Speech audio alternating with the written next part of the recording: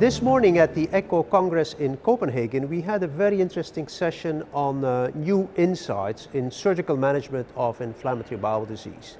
And interestingly enough, two studies were reported based on databases from Denmark. In Denmark, there's a very nice structured follow-up of all the patients with inflammatory bowel disease.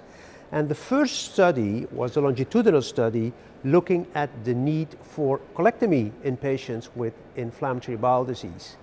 And the patients were divided in three cohorts really by the time window of introduction of more potent treatments as we have introduced them. And interestingly enough, there was no significant drop in the need for colectomy. It was only the severity of the disease that determined how many patients needed to undergo a colectomy. Exactly the same observation was made by Peter Lakatos, also in a communication this morning, in a cohort of patients treated in Hungary, in Budapest, and they confirmed the same. So we have a long way to go in order to prevent those colectomies. It's really only the severity of the disease that determined if a patient needed that intervention.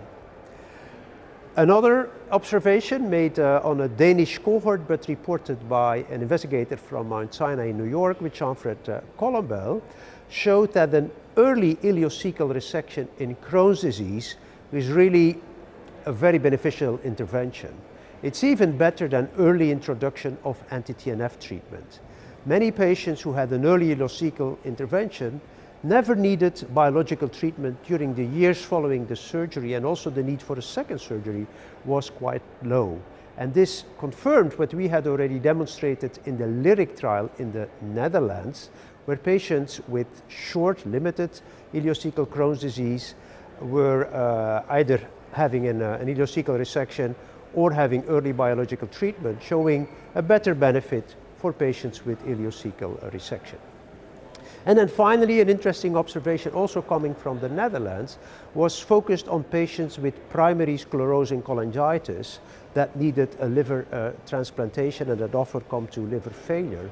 Many of those patients also have inflammatory bowel disease, and the investigators showed, based on epidemiological data, that when those patients had a subtotal colectomy or a total proctocolectomy with a pouch, that then the prognosis of the liver disease was poorer.